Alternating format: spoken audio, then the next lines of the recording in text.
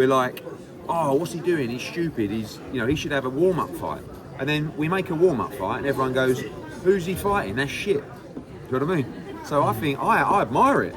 I mean, look, if he goes and beats Berlanga, he probably will get the Canelo fight at Hamza Shiraz. So he's rolling the dice. Good luck to him. Eddie, Kevin Garcia with Fight Hype. I wanted to ask you about that. What you just mentioned, Edgar having a lot to say. He was shooting the gun at you, from the side of the stage there. I walked over and I asked him about that.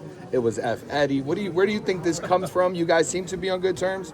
I think we're pretty much on good terms. I mean, I think he's a little bit rude sometimes. I think he should have a picture of me in his lounge.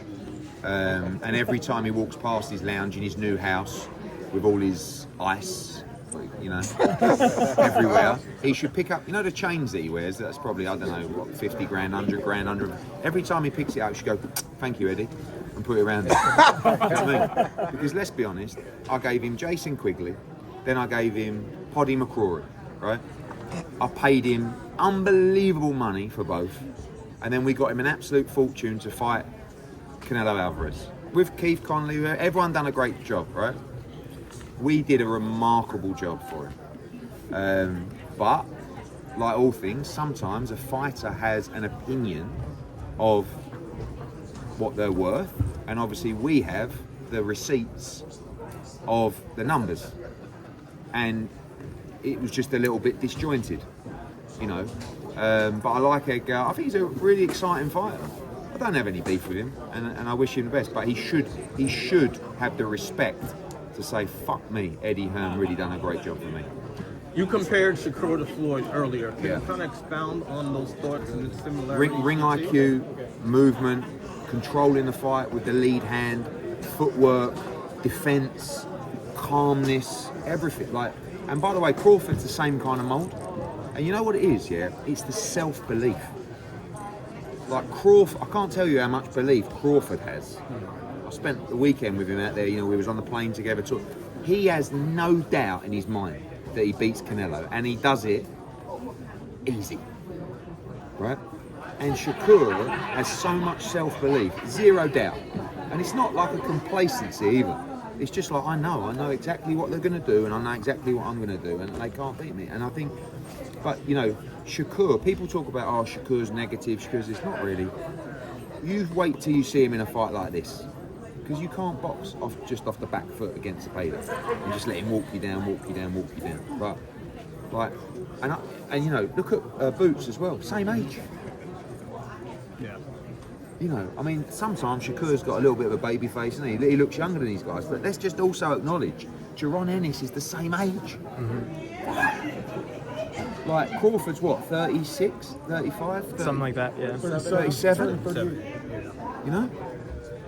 And by the way, he's an outstanding fighter. But the problem is with Bud, and I said this to him on the flight, I said, you never got the chance to build an amazing resume because there was no one for you to fight.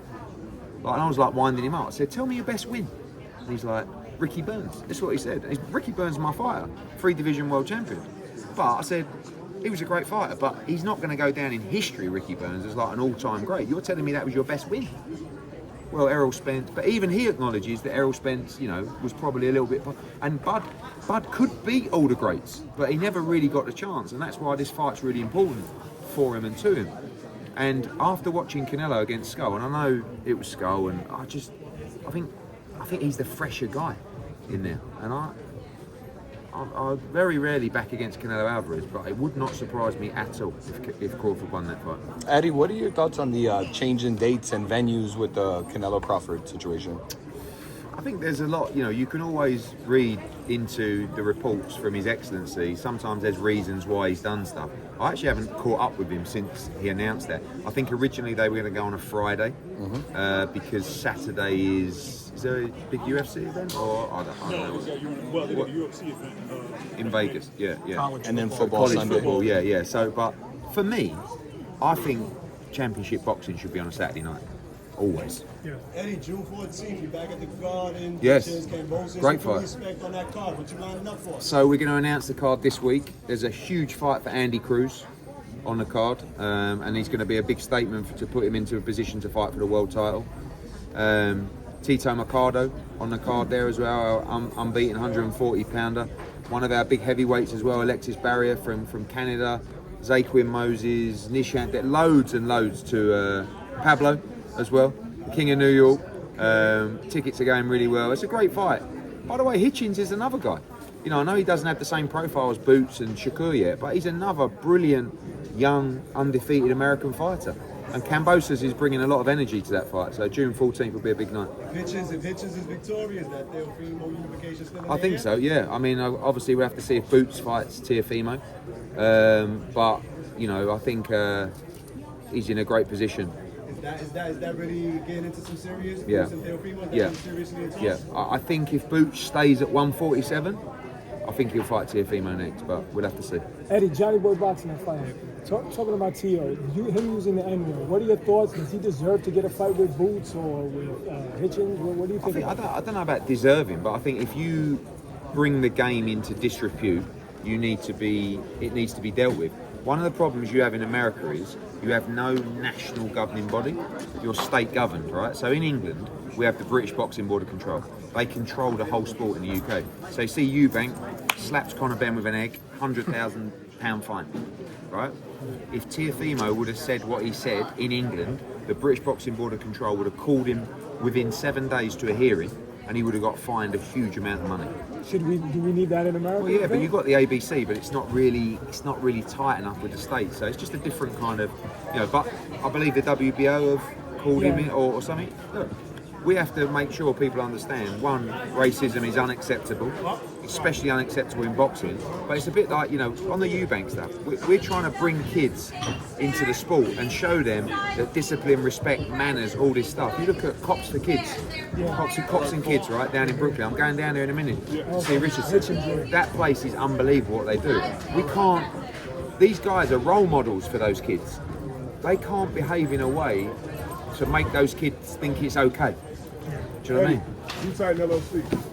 Speaking of Teofimo Lopez, your thoughts on his racist outbursts? Yeah, we were just talking about it then. Yeah, I mean, like, unacceptable in all forms of life and walks of life. But I was just saying, in boxing, these guys are role models for people.